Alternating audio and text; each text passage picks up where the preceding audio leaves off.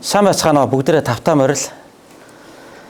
За энэ 7 хоног бол бидний эзэн Есүс Христийн мэндэлсэн баярын 7 хоног болж байна. За үүгээрээ онцгой үйл явдал энэ дэлхийд мөн Христ итгэгчдийн хувьд, Христийн сүм чуулгануудын хувьд тохиож байгаа ийм чухал өдөр та бүхэн манаас хүрэлцэн иржээ. За өнөөдөр би эзний үгийг Колосай номын 1-р бүлгийн 15-аас 23 дугаар ишлээс хуваалцъя. 1-р Колосай номын 1-р бүлгийн 15-аас 23 дугаар ишлээс хуваалцъя. За та бүхэн маань анзарж байгаа бах те би сүүлийн 4 удаагийнхаа номлолыг дандаа энэ Колосай номноос хийгээд байгаа. За одоо ингээд бараг 5 дахь удаагийнхаа номлолыг Колосай номноос хийх гэж байна шүү дээ. Тэгэхээр Колосай номыг бол ер нь эргүүлж тойруулаад нэлээд сайн мүлжиж байна. Тэгээ нэг хавирга зулгаадаг та те. Эсвэл нэг нурууг нэг мүлждэг дээ бүр нэг монкорхоо гадна дотногоо мүлждэгтэй адилхан Колосай номоор дамжуулаад Бурхан бидэнд Есүс Христийн тухай юу гэж зааж байгаа, бидний итгэлийн амьдралын талаар чухам юу зааж байгааг бидрийнх олон талаас нь хамтдаа эргүүлж тойруулж суралцж байна. За би тос ишлэлийг та бүхэнд чангаар уншиж өгье. Та бүхэн бас слайдн дээр ишлэлийг бас надтай хамт харж байгаа гэж бодож байна. За тэгээ бүгдээрээ за би чанга уншия тэгээ та бүхэн бас дотроо тулгаад уншаарай. Тэр бол үл үзэгдэгч Бурханы дүр бөгөөд бүх бүтээлийн дээрх ууган нь мөн. Учир нь түүн дотор тэнгэр ба газар дах бүх юмс. Тухайлбал үзэгдэх ба үл үзэгдэх юмс, хаан ширээнүүд, ноёрхлууд, удирдлагууд, эрх мэдлүүд ч бүтээгдсэн. Бүх юмс түүгээр болон түүний төлөө бүтээгдсэн байна. Тэр бүх юмсын урд байна. Бүх юмс түүгээр оршин тогтнодог. Тэрээр бий болох чуулганы тэргүүн, тэр бол эхлэл үхэгсдийн амьллын ууган нь мөн. Энэ нь тэр өөрөө бүх юмсын тэргүүн болохын тулд болоо. Учир нь түүний дотор бүхий л бүрэн дүүрэн оршихыг Бурхан таасан бөгөөд түүний загалмайн цусаар амар амгаланг тогтоон түүгээр дамжуулан газар дээрх эсвэл тэнгэр дэх бүх юмсыг өөртөөгөө эвлэрүүлсэн. Хэдийгээр урд нь та нар ёрын үйлсийг үйлдэж хөндөрсөн бөгөөд дайсгансан сэтгэлтэй байсан боловч одоо бол тэрээр махбодынхон үхлээр эвлэрүүлж өмнөө та нарыг ариун өөс үгүй бөгөөд гим зэмгүй болгосон. Тиймээс та нар итгэл дотроо үргэлжлүүлэн тогтвортой бат зогсож сонссон сайн мэдээнийхээ найдвараас унчихгүй байх ёстой. Энэхүү сайн мэдээ нь Тэнгэрийн доорх бүх бүтээл тунхаглагдаж Паул би үүний үйлчлэгч болсон билээ. Амен. Өнөөдөр би эзний үгийг сайн мэдээнийхээ найдвараас бүү ун гэдэг сэдвээр хаалцахыг хүсэж байна. Сайн мэдээнийхээ найдвараас бүү ун гэдэг сэдвээр эзний үгийг хаалцахыг хүсэж байна. За тэгэхээр Христ итгэгч биднэрт нэг сайн мэдээ байдаг. За сайн мэдээ гэхэлэр та бүхэн амьдралд одоо дуулгадаг өчнөө олон янзын сайн мэдээ байгаа штэ. За муу мэдээ сайн мэдээ хоёрын алийг дуулмаар байна. За эхлээд муу мэдээгийн доолчи дараа нь сайн мэдээгийн доолын энтер гэл кинонд дэш гарч яадаг. За найзууд чинь та нараас тэгж асууж яадаг бах те. Заримдаа хүн тэгж асуудаг те. За хаста айгүй муу мэдээтэй. Пал гэл явцдаг те. За яатсан болоо гэл те. Сайхан мэдээтэй шүү гингут за хаста ямар нэгэн гоё юм болж те гэл сайхан мэдээ бид нар сонсох дуртай штэ те. Тэгэхээр бүр нэг юм туйлын сайхан мэдээний тухай Библи бидэнд номлодог л доо. За мэдээж энэ сайхан хоол хийгээд угтах сайхан мэдээ мөн үү мөн. За оюутнуудын хувьд хичээл номондоо одоо өндөр зэрэглэлийн дүн авах сайхан мэдээ юу? Мэдээ мөн. За одоо юу гэдгийг одоо хайртай хүн нь одоо өөрт нь одоо ингээд хамгийн сайнаар хандж байгааг хараад тэрийг ингээд мэдэх сайхан мэдээ юу? Мөн сайхан мэдээ. Тийм ээ олон янзын энэ дэлхий дээр сайхан мэдээ байдаг. Гэхдээ тэр сайхан мэдээнүүд цаг зуурын сайхан мэдээнүүд байдаг. Тэ тухайн үедээ сайхан мэдээ өө ямар гоё юм бэ гэж баярлал.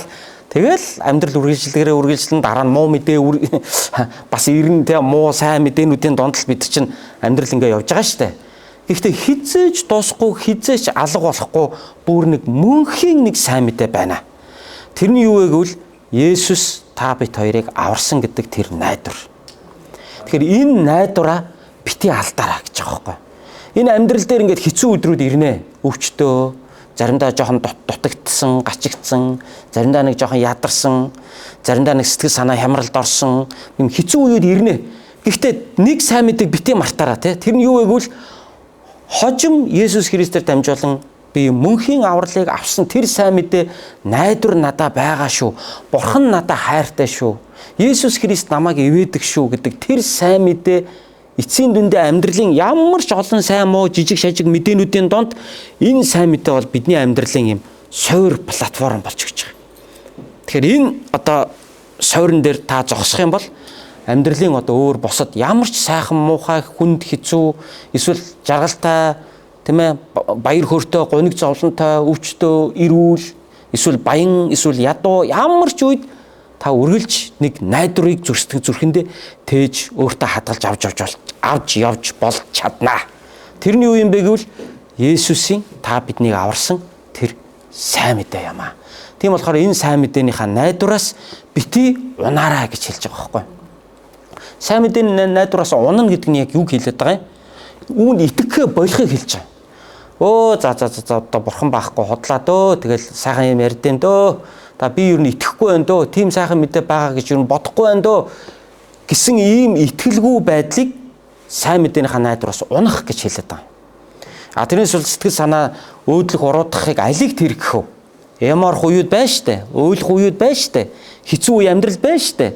Тэгтэл хичнээн уйлаад хичнээн өвдөл заримдаа хичнээн хэцүү эморол хэцүү байсан ч гэсэн тэр сайн мэдээнээс бити ухраарай тий. Тэр нь юу вэ гэвэл бурхан намайг аварсан штэ. Миний төлөө хүүгээ илгээсэн штэ. Тэгэхээр энэ найдвараас би унахгүй шүү. Энэ найдвар дээрээ би бол бат зогсон шүү гэдгийг өнөөдрийн үг бидэнд хэлж байна. За тэгвэл яагаад Есүсийн энэ сайн мэдээнээс бид унахгүй байх ёстой юм? Есүс гэж чухам хийн? Яагаад Есүс гэж?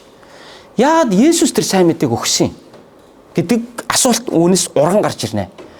Үүний хариултыг бид нар хамтдаа саяны уншсан Колосай 1:15-аас 23 гэсэн энэ багц ишлэлийн эхний одоо хэсэг болох 15-аас 19 дэх ишлэл дээрээс Есүс гэж хинбэ гэдгийг аюул тодорхой хэлсэн. Тийм учраас бид Есүс Христийн сайн мэдээнд амьдралынхаа ямар ч үед итгэн найддаг тэр Есүс чинь тэгвэл хэн болоод би түүнд итгэх ёстой юм. Чи миний итгэлийг авч байгаа бол нэг тийм онцгой нэгэн байх ёстой үстэй. Тэр зүгээр энгийн нэгэн байдаг л нэгэнд итгэх тухай ерөөсөө яриаггүй шүү дээ. Ямар нэгэн онцгой нэгэн байх ёстой. Тэгжиж би түүнд бүх амьдралынхаа найдварыг тавих ёстой. Тэгээс надтай адилхан алдаатай оноотой гар багадах юм бол би тэр найдаж чадахгүй шүү дээ. Надтай адилхан ингээд бас нэг юм ирэнтэй бараантай хартай цагаантай нэг нөхөр байх юм бол би түүнд итгэх ямар ч үндэслэл байхгүй. Зүгээр хорвогийн босд хүмүүсээс ямар ч ялгаа байхгүй шүү дээ. Ямар нэгэн онцгой байж ижил би Есүс Христэд итгэх шүү дээ. Үнэхээр би итгэх миний бурхан болох ёстой бол тэр онцгой нэгэн байх ёстой. Яг тэр онцгой нэгэн юмаа гэдгийг 15-аас 19 дэх ишлэл дээр нэгдүгээрт Есүс гэж хинбэ гэдгийг бидний уншсан энэ багц хэсэг маань тайлбарлаж өгч байна. За би нэгэнгүү уншаад дурдаад явъя. 15 дахь ишлэл. Тэр бол үл үзэгдэгч бурхны дүр бөгөөд бүх бүтээлүүдийн дээрх ууган нь мөн гэж хэлсэн байна. Тэр бол гэдэг нь хэнийг хэлж байгаа? Есүсийг. Үл үзэгдэгч бурхны дүр гинэ. Нэгэн удаа Есүсийн шав ингэж асуусан байдаг. Багшаа, эзэн та эцгээ бидэнд харуулаач гэж хэлсэн. Эцгээ гэдэг нь бурхныг хэлж байгаа. Та бурхныг бидэнд харуулаач гэж гуйсан. Тэгсэн чинь Есүс юу гэж хэлсэн бэ? Маа энэ байна гэж харуулсан уу? Үгүй харин Есүс юу гэж хэлсэн бэ гэхээр чи намайг харж байна гэдэг чинь эцгийг харж байгаа явдал шүү дээ. Одоо хүртэл энийг ойлгоогүй явж байгаа мó гэж өөрхийн шавьяас Есүсийг асуусан байдаг. Тэгэхээр Есүс өөрөө бурхан эцгийн дүр. Есүс өөрөө хүн болж энэ дэлхий дээр ирснээрээ бурхан ямар вэ гэдгийг өөрөө харуулсан. Тийм ээ, бурхан хинбэ? Бурхан яадаг вэ? Ямар зан араншинтай вэ? Хүнд яаж ханддаг вэ? Аливаа асуудлыг яаж шийддэг вэ? Ямар нэгэн сорилт ирэх юм бол түүнийг хэрхэн даван гардаг вэ? Бурхан ер нь хүний оронд энэ дэлхий дээр хүн болоод ирсэн бол бурхан миний оронд миний амьдралаар амьдарсан бол бурхан яг яах байсан бэ гэдгийг Есүс өөрийнхөө амьдралаараа боддоор харуулж өгсөн. Тийм учраас Есүсийг юу гэж хэлж байгаа гэхээр үл үзэгдэгч бурхны дүр мөн гэж. Тэр үл үзэгдэж харагдахгүй байгаа бурхныг бид ямар баримжаагаар төсөөлж ойлгох юм? Есүс Христээр л төсөөлж ойлгоно. Тэр Есүс Христийг тэгвэл би хаанаас харах юм? Библиэс л харна. Библи өөрөө Есүс Христ хинбэ гэдгийг дурдж өгсөн. Тийм учраас Библи Христ итгэгчдийн хувьд, Христийн чуулгануудын хувьд, сайн мэдээний хувьд, Христ итгэлийн хувьд Библи өөрөө хамгийн суур, эрх мэдэлтэй, суур одоо их сурвалж болж өгдөг. Альва түүхэнд нэг заавал их сурвалж гэдэг юм байдаг да. Ямар их сурвалж дээр тулгуурлаад чи ингэж ярьж байгаа юм бэ гэл эрдэмтэд бие биенээс асуудаг үстэй. Яг түүнтэй адилхан Есүс Библи өөрөө Есүс гэж хинбэ гэдгийг харуулсан их сурвалж мөн. Тэр Есүс Христ чинь өөрөө Бурхны тэр харагдахгүй байгаа сүнсээр оршигч амьд Бурхны бодит дүр төрхийг Есүс өөрөө бидэнд харуулж өгсөн юм аа. Харуулж өгсөн. Тийм учраас Есүс бол үл үзэгдэгч Бурхны дүр бөгөөд гэж. Тэгээд цааш нь үргэлжлүүлээд бүх бүтээлийн дээрх ууган нь мөн гэж хэлсэн. Бүх бүтээл гэдэг нь орчлонгийн бүх юмсыг хэлж байна. Бурхан бүх орчлон ертөнцийг бүтээсэн. Энэ бүх бүтээлүүдийн дотроос хамгийн анхны ууган нь хинбэ? Есүс Христ юм а гэж хэлж байгаа байхгүй. Тэгэхээр Есүс бол Бурханы хүү. Бүх орчлон ертөнцийн өмнө Есүс Бурхантай хамт байсан. Эхэнд үг байсан. Үг нь Бурхантай хамт байсан. Үг нь өөрөө Бурхан байсан гэж Иохан номын 1-р бүлгийн 1-р ишлэл дээр хэлсэн байдаг. Энэ үг гэдэг нь амийн үг болох Есүсийн тухай бидэнд хэлсэн явдал байдаг. Тэгэхээр Есүс Христ Бурхан орчлон ертөнцийг бүтээхээс ч өмнө Есүс Христ Бурхантай хамт оршин байсан. Тэгэхээр орчлон ертөнцийн эхлэлээс ч өмнө энэ Есүс Христ байсан. Тэгэхээр Бурханы дүр төрх болсон орчлон ертөнцийн эхлэлээс ч өмнө байсан нэгэнд итгэх тухай яриад байна шүү дээ. Тийм ээ. Тэрнээс сая нэг 1959 онд төрсөн нэг нөхөрт итгэх тухай яриаг үл дээ. Тийм ээ. Эсвэл одоо юу гэдгийг одоо 1876 онд төрсөн нэг агуу суут эрдэмтэнд итгэх тухай бид нар ерөөсөө яриаггүй. Энэ орчлон ертөнцийн энэ цаг тоолол эхлэхээс ч өмнө байсан. Тэгээд тэр Бурханы дүр төрхийг бидэнд харуулж өгсөн тэр нэгэнд итгэх тухай ярьж байгаа байхгүй. Тэр нэг нь бидний төлөө хүн болж төрсөн байхгүй. Цаашаа унши 16 дугаар ишлэл. Учир нь түүн дотор тэнгэр ба газар дах юмс, тухайлбал үзэгдэх ба үл үзэгдэх юмс, хаан ширээнүүд, ноёрхлууд, удирдлагууд, эрх мэдлүүд ч бүтээгдсэн. Бүх юмс түүгээр болон түүний төлөө бүтээгдсэн байна гэж хэлсэн.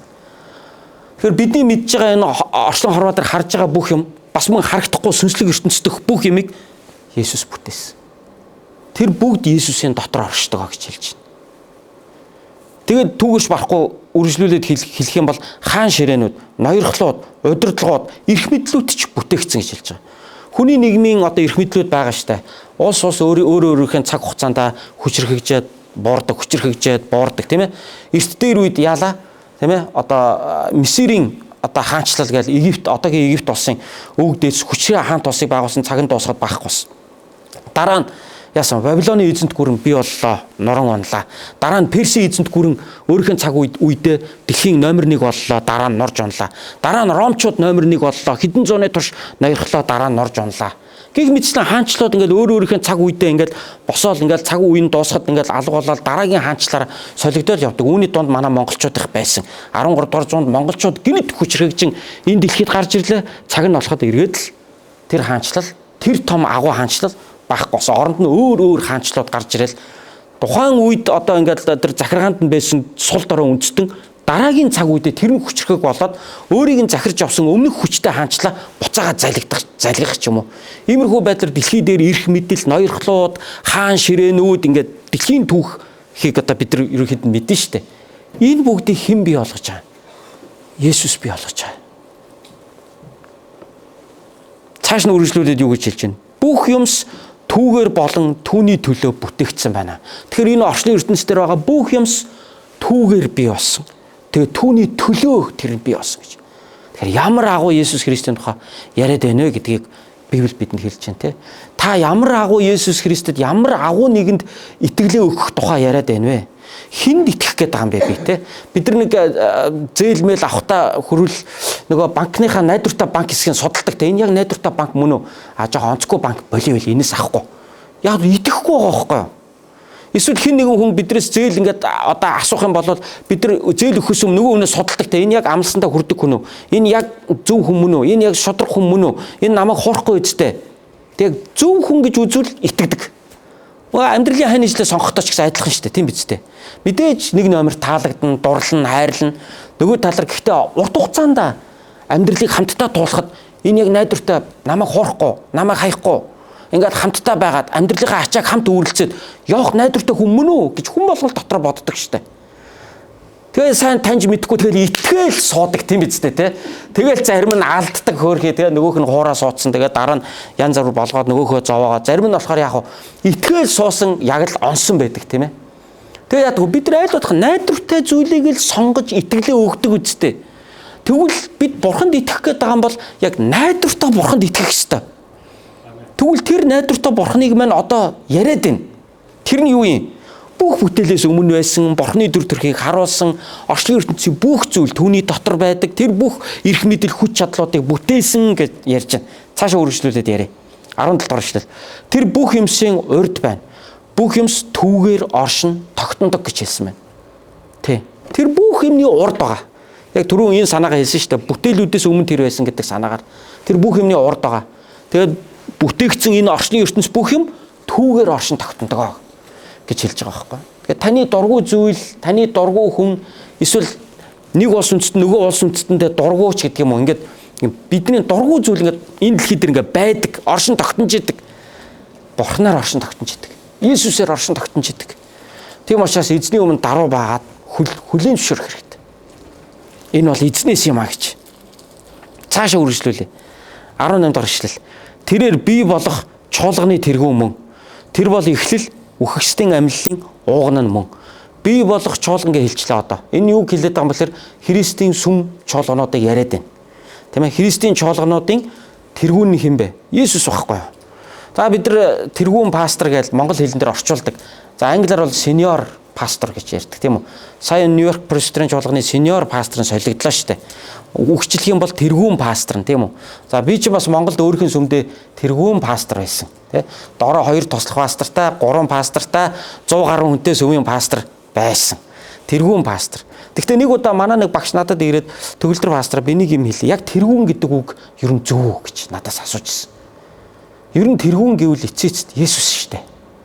Есүсээс өөр тэргүүн байгаа мó биднэрт. Бид бол харин тэргүүн болох Есүс Христэд тийм үйлчлэлийг хийж байгаа хариуцсан тий хончид буюу хариуцсан одоо пастор харгалзагч нар нь ямаа гэж. Тэгэхээр би нэрээ тэмдээ гэж бодож ирсэн. Тэр үеэс хойш ерөн senior pastor ч гэдэг юм уу тэр зүйлийг одоо тэргүүн гэж хэлэх нь зөвхөн теологийн хувьд тийм ээ. Яг нь ер нь байгууллагын тэргүүн, төрийн бас байгууллагын тэргүүн, юуны тэргүүн, ийсэн тэргүүн, яадаг тэргүүн гэж багаан тэргүүнүүд ярьдаг л да бид нар яг тийм л дээ тий ойлгож байна. Гэхдээ яг эцэс чуулганы тэргүүн бол Есүс Христ өөрөө. Тэгэхээр бид тэр Есүс Христээр удирдуулахыг хичээж байгаа. Тэр Есүс Христээс зуурж, зулгааж, Есүс Христтэй хамт бид нар одоо чуулган болж одоо түүний дотор бид явж байгаа. Тэгээд түүнийг энэ 18 дахь эшлэлийн дараагийн өгүүлбэр дээр 2 дахь удаага тэр бол эхлэл үхэгсдийн амьллын ууган нь гэж хэлсэн байна. Тэгэхээр бидний уншиж байгаа энэ багц эшлэл дээр Есүс Христийг 2 удаа ууган нь гэж хэллээ. Хамгийн нэгдүгürt нь 15 дахь эшлэл дээр тэр бол үл үзэгдэгч Бурхны дүр бөгөөд бүх бүтээлийн дээрх ууган нь мөн гэж хэлсэн. Бүх бүтээлүүдээс ууган нь мөн. Хамгийн түрүүнд энэ орчлын ертөнц банк гэж эхлэхэд тийм үү? Big Bang босон гэдэг байгаа шүү дээ. Тийм үстэй одоо. Тийм үү? Банк гэж энэ орчлын ертөнц эхлэхэд тэрнээс түрүүнд байсан, Бурхантай байсан гэдэг байгаа байхгүй. Тэр бүх бүтээлүүдийн ууган нь мөн. Мөн үхэгсдээс амилсан хүмүүсийн дотроос хамгийн анхдагч нь мөн. Яг л хинч үхлээс амилж байгаагүй. Үхсэн бол үхсэн дуусаа. Хүний амьдрал тэгэл үхлээр дуусдаг. Үхэхгүй хүн гэж байхгүй. Үхэл гэдэг энэ хатуу амьдралын хууль дор бид одоо ингээд харуулсалтайгаар амьдарч байгаа шүү дээ. Хайртай хүн үхвэл эзээж уулзахгүй ингээд үхчлээ гэдэг юм одоо харуулсалт дор ингээд харуулслаа тээж бид нар ингээд амьдардаг. Гэтэл Есүс Христ загалмаа үхлээс амилснараа хүн төрлөختний дотроос хамгийн анх амилсан нь буюу үхэгсдээс амилсан одоо ирээдүйд амьлах хүмүүсийн хувьд бол Есүс Христ ууган нь болчихж байгаа байхгүй. Тэгэхээр 2 зүйл дээр ууган нь тэр бүтээлийн ууган тэр үхлээс амилагчдын ууган. Тэгвэл ийм л эзэнд бид итгэхэд байгаа шүү дээ. Ийм л эзэнд бид итгэж байгаа. Тэгэхээр тэр хамгийн анхдагч нь хамгийн ууган нь байгаад байгаа байхгүй. Тэгэхээр ийм агуу эзэнд бид итгэж байгаа шүү. Есүс гэж яг хийн? Яагаад та Есүст итгэдэг? Есүс яг яасан, юу хийсэн гэж хэлвэл би энэ ишлэлээр л хариулах нь одоо хамгийн зөв хариулт юм байна да гэж би бодож байгаа. Яагаад гэвэл Есүс Христ бол бүх бүтээлийн ууган нь дээр нь гмиг хүн гэдэг одоо бүтээл тийм үү? Гмиг ялаад үхлээс амилсан гэдгийн анхны ууган нь энэ. Үүгээрээ Есүс Христ бидэнд итгэл найдварыг өгсөн. За цаашаа уншъя. Энэ нь тэр өөрөө бүх юмсын тэргүүн болохын тулд болоо. За тэргүүн гэд түрүү ярьсан. Санаагаа давтчихна. 19 дэх эшлэл цаашаа уншъя. Учир нь түүний дотор бүхий л бүрэн дүүрэн оршихыг Бурхан таасан бөгөөд За бүхий л бүрэн дүүрэн Есүсийн дотор оршдог. Тэгэхээр бид Есүс Христэд итгэснээр бидний амьдрал бүрэн дүүрэн болдог байна. Бүрэн дүүрэн болдог. За намайг ээж минь төрөхөд төгөлдөр гэж нэрлсэн. Би багадаа төгөлдөр гэдэг нэрэнд их дургу байсан. Яа тэгвэл төгөлдөр хуур гэж шууд тэгж ярьдаг хүүхдүүд. Тийм учраас би дандаа хуур хөгжмийн зэмсэг болж ингэж шоололдог байсан багасаа. Төгөлдөр хуураа гэл. Тэгэхээр яагаад явж нэг юм сонин ийм дардаг ийм хар ийм хөгжмийн нэрийг надад өгчдөм болоо гэд би нэрэндээ би бүр аюу дургу байдаг байсан. Тэгээд би цэцэрлэгт байхдаа бүр сандгийн нэг Инхбатар гэдэг нэр надад амар гой санагдал. Тэгээд би цэцэрлэгийнхаа найзад нэрээ бүр өөрчлөх гэж үзчихээ л. Гэхдээ найзынхаа төвшөнд ч тий. Өөрийнхөө чадах төвшөндөө бол найздаа би нэг удаа бүр тэгж хэлжсэн. Чи намайг энэ цагаас хойш Инхбатар гэж дууд мэдөө гэд. Инхбатар нэр гэдэг нэр надад амар кул нэр шиг санагдаад манай хамаатанд Инхбатар гэдэг нэг мөрдөн байцаагч ах байдаг байсан байхгүй юу. Тэр ах юм гой хошууд цолтоо. 80 оны үеийн Сүхбаатар дүүргийн мөрдөн байцаагч байхгүй хошууд цолтоо. Инхбатар ах манай өөдөр ингээд үе ирнэ. Тэр дүүрэг нь манай гэрээ хажууд Сүхбаатар дүүрэг нь манай гэрээ хажууд байдаг байсан болохоор Инхбатар ах үе манай гэрт орж цай уудаг байсан өөдөр минь нэрээ. Инхбатар ах ингээд симбэлзэл ороод ирэхээр нэх гоё харагддаг. Тэгээд ер нь бодвол Инхбатар гэдэг нэр надад их кул санагдаадсэн юм шүү. Тэгээ би энэ нэрээ өөрчлөх гэж бас тэрүүхэн дэндээс үзчихэл байлаа. Төгөлдөр гэдэг нэрэндээ дургу. Пиано гэж ойлгоцсон. Бүр тэр байтугай бүр 17-8 та үед надаас бүр ахштай одоо 4-5 ах нэг хүн миний нэрийг өөр нэг хүнд орчуулж хэлж өгтөө яагав пиано гэж бүр хэлж өгчээсэн шүү дээ бүр. Гэхдээ тэр хүн бол одоо миний хажууд бол юм мэддэг англи хэлтэй боловсралтай айгу мундаг ах маань байсан байхгүй нэг Христ итгэж ах. Тэгэхээр намаагаа бодвол англи хэлтэй тэгээ нэг хүнд намайг танилцуулж өгөхгүй юу. Хин гэдэг чи төгөлдөр гэсэн чинь төгөлдөр гэж ямар утгатай үг вэ гэж нөгөө англи хүн асуусан чинь пиано гэж авдээ. Би no. Би одоо хөгжим багадахтай яад юм бэ гэд айгүй тэгж бодож байсан. Төгөлдөр гэдэг нэрэндээ дургу.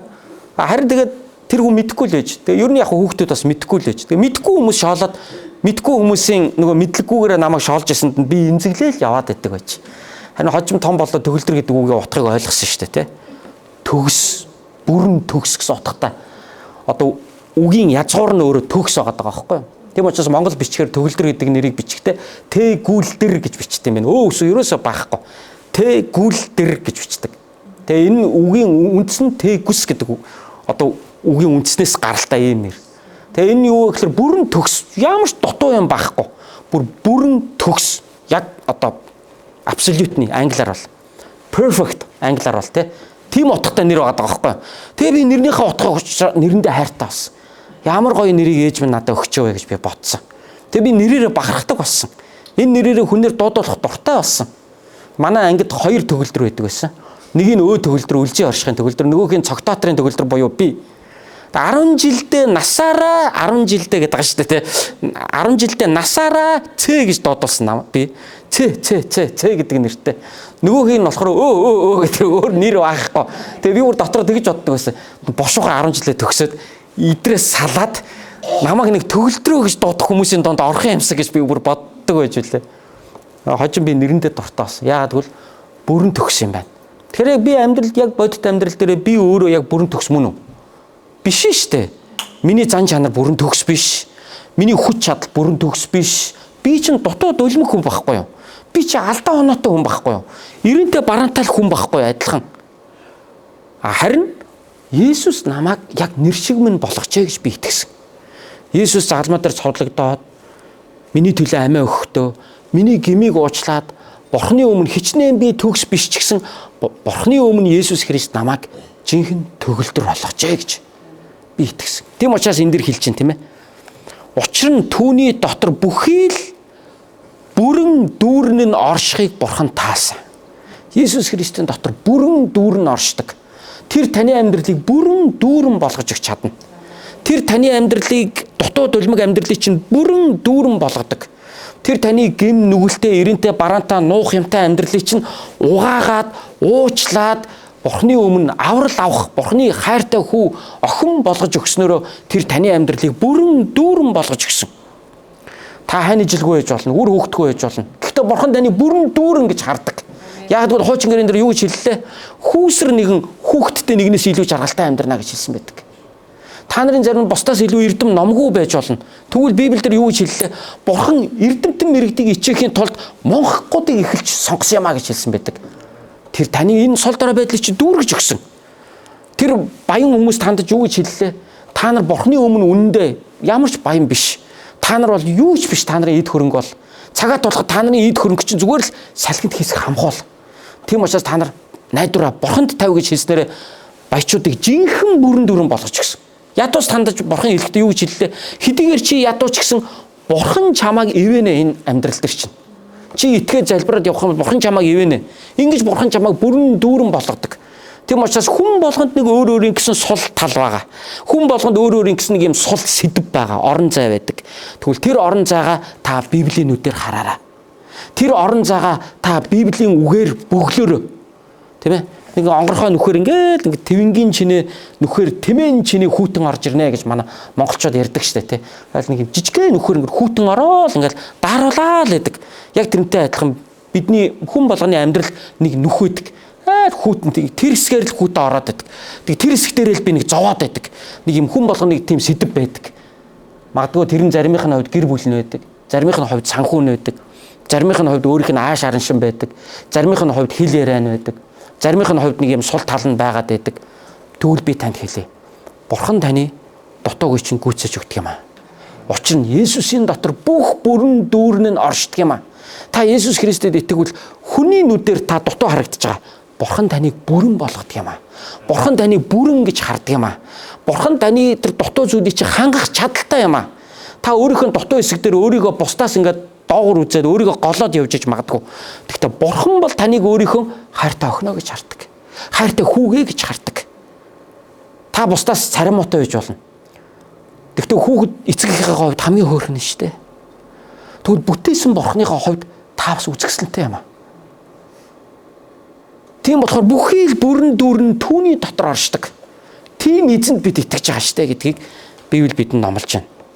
За, ингээд Есүс хинбэ гэдгийг ярьлаа. Одоо тэр Есүс бидний төлөө юу хийсэн бэ гэдгийг дараагийн хоёр ишлэлдэр маш тодорхой дурдсан. Түүнийг ярив. Түүний загалмайн цусаар амар амгаланг тогтоон түүгээр дамжуулан газар дээрх эсвэл тэнгэр дэх бүх юм шиг өөртөө эвлэрүүлсэн. Хэдийгээр урд нь та нар ёрын үйлсийг үйлдэж хөндийрсэн бөгөөд дайсгансан сэтгэлтэй байсан боловч одоо бол тэрээр махуудынхаа үхлээр эвлэрүүлж өмнөө та нарыг ариун өөсөвгүй бөгөөд гин зэмгүй болгосон гэж хэлсэн байна. Ямар гоё хэлвэ. Есүс загалмай дээр цовдлогдсон нас орохтаа урсгасан туслуулсан тэр цусаараа хагцж салгастыг эвлэрүүлсэн. Дайсгнаж хоорондоо салгастыг нуруугаа харуулаа суучдаг гэж манай монголчууд ярьдаг шиг тийм дайсгналыг нурааж эвлэрүүлсэн. Есүс Христ загалмай дээр цовдлогдохдоо хүн төрлөختөн Бурханы эсрэг дайсгинж исэн бол энэ дайсгналыг эвлэрүүлж Бурхантай эвлэрүүлж гисэн. Хүн хоорондын дайсгналыг эвлэрүүлж гисэн. Есүс Христ бол эвлэрлийн Бурхан. Есүс Христийн загалмай үхэл бол бидэнд эвлэрлийг авчирдаг. Есүс Христэд итгэснээсээ болоод үзэн яддаг байсан найзаагаа хайрладаг нэгэн болж өөрчлөгдөж байгааг би зөндөө харлаа. Есүс Христэд итгэснээсээ хойш гэр бүлдээ үнэнч биш байсан бол эргээд гэр бүлээ хайрлаад гэр бүлийнхаа төлөө өөрийгөө үнэнчээр зориулж эхэлж байгаа эр нөхрүүдийг би харлаа. Есүс Христэд итгээд тэгээ үнэхээр үзэн яддаг нэгнийг хайрлаад нөгөөхөөсөө эргээд уучлахгүй чаддаг хүн болж байгааг нь би харлаа. Энэ эвлэрэл биш гэж юу? Христ итгэлээс болоод олон гэр бүлүүд, олон анд найзууд, олон ах дүүс нар хамаатан садангууд хоорондоо эвлэрж байгааг харж байна.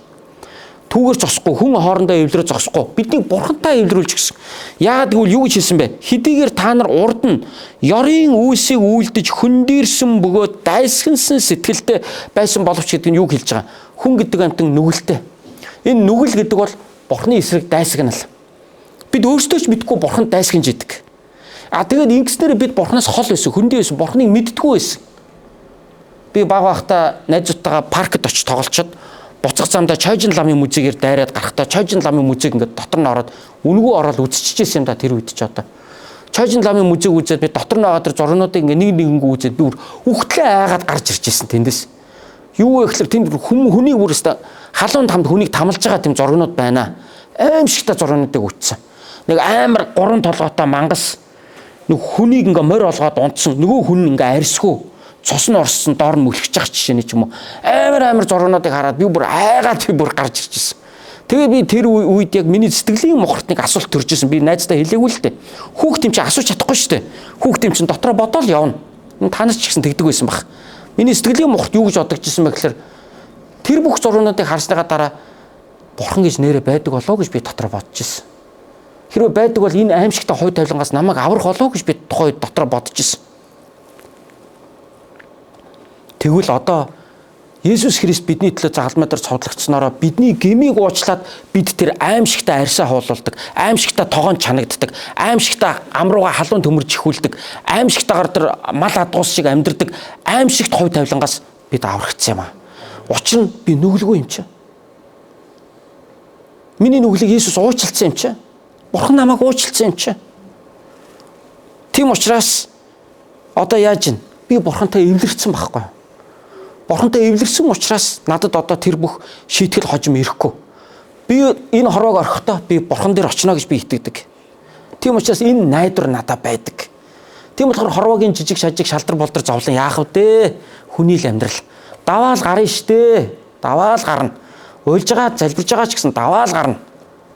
Хожим намайг агуу найдвар хүлээж байгаа байхгүй. Тэгж бодоод би энэ хорвоо дээр хүчтэй амьдарч байгаа. Аз жаргалтай амьдарч байгаа. Төвчээртэй амьдарч байгаа. Бууж өгөхгүй амьдарч байгаа. Зорчныхоо төлөө зүтгэж байгаа. Яагаад гэвэл Бурхантай минь Есүс намайг эвлэрүүлсэн юм чинь. За тэгвэл хоёр зүйлийг би ярьчлаа. Нэгдүгээрх нь 15-аас 19-р ишлэл хүртэл Есүс гэж хэн бэ гэдгийг түрүүн би ярьлаа. Хоёрдугаарт тэр Есүс та бидний төлөө юу хийсэн бэ гэдгийг би сая ярьчлаа. Богинохон. Тэр нь юу вэ гэвэл та биднийг Бурхантай эвлэрүүлсэн юм аа. Бидний нүглийн төлөө Есүс загалмай цодлогт насварсан юм аа. Бидэнд найдвар авчирсан юм аа. Хоёрдугаарт Есүс юу хийсэн бэ гэдгийг би ярьлаа. Гуравдугаарт одоо тэгвэл бид юу хийх вэ? Багц ишлэлийн сүүлийн 2 ишлэлийг та бүхэнд уншиж өгье. Сүүлийн 1 ишлэлийг би та бүхэнд уншиж өгье.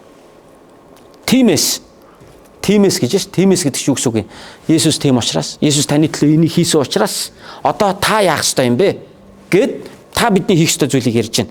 Тиймээс та нар итгэл дотроо үргэлжлүүлэн тогтвортой бат зогсож сонссон сайн мэдээнийхээ найдвараас унчихгүй байх ёстой гэж хэлж байна. За номлол би энэ ишлэлээр эхэлж ирснийг санаж байна уу? Номлолыг би энэ ишлэлээр эхэлж ирсэн. Сайн мэдээнийхээ найдвараас бити унаараа гэж эхэлсэн. Одоо тэрний учир шалтгааныг нь тайлбарлаад буцаад толгой ишлэл дээрээ ирлээ. Өөрөөр хэлбэл буцаад түлхүүр ишлэл дээрээ буцаад ирлээ. Тиймээс гэдэг чинь юу гэсэн үг юм? Есүс тийм агуу эзэн учраас. Дээр нь Есүс таныг Бурхантай эвлэрүүлж таны гэм нүглийг уучлсан учраас одоо та бид хоёр яах ёстой юм? Энэ найдвараас бити унаараа. Бити энэ Есүс Христ таныг аварсан гэдэг энэ найдвараас бити салаараа, бити унаараа, бити итгэлээр Бурханаас холдороо гэж хэлж байна. Цааш нь үргэлжлүүлээд төгсгөлийн өгүүлбэр дээр энэхүү сайн мэдээ нь Тэнгэрийн доорх бүх бүтээл тунхаглагдаж Паул би үүний үйлчлэгч болсон билээ гэж хэлсэн байна. Амен.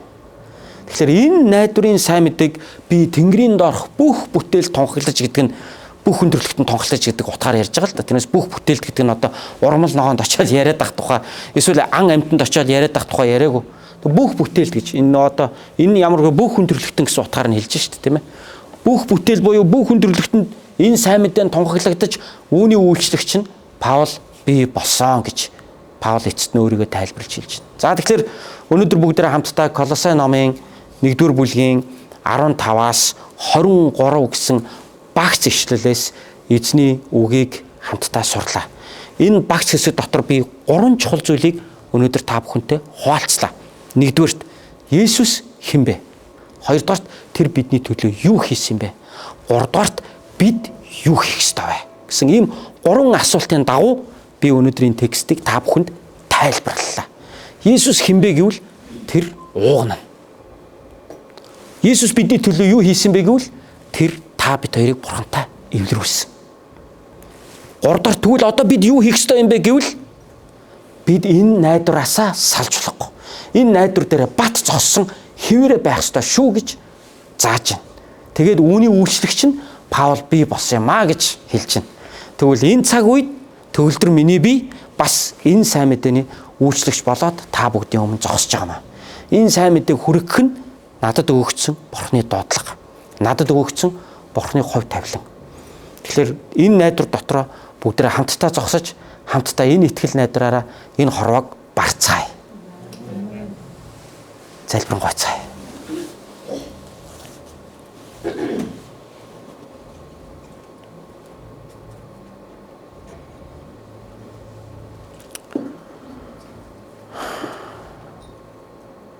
Тэнгэр газар, тэнгис далай, түүнд орших бүхнийг бүтээсэн амьд Бурхан минь. Та бидний төлөө биднийг бүрэн дүүрэн болгодог Есүс Христийг бидний төлөө илгээсэнд баярлалаа. Дотоод долмог биднийг, сул дорой алдаатай биднийг өөрийнхөө дотор бүрэн дүүрэн болгож өөртөө эвлэрүүлж бидний сэтгэл хангалуун байлгахаар Есүс та энэ хорвоо дээр хүн болон мэндэлсэнд баярлалаа. Эзэн минь гадуур Крисмас баяр гэж ярьж байна. Харин Есүс та бидний төлөө хүн болж энэ л найдварыг бидэнд өгөхийн тулд ирсэн гэдгийг бид энэ цаг мөчид дахин санаж байна. Бид энэ найдвараасаа унтчилгүй энэ найдвар дээрээ бид амьдралынхаа туршид бат зогсон итгэлийн замаар замнахад минь бидэнд та туслаач. Тандаа талархан аврагч эзэн Есүс Христийн нэрээр залбирanгуй ярьлаа. Амен.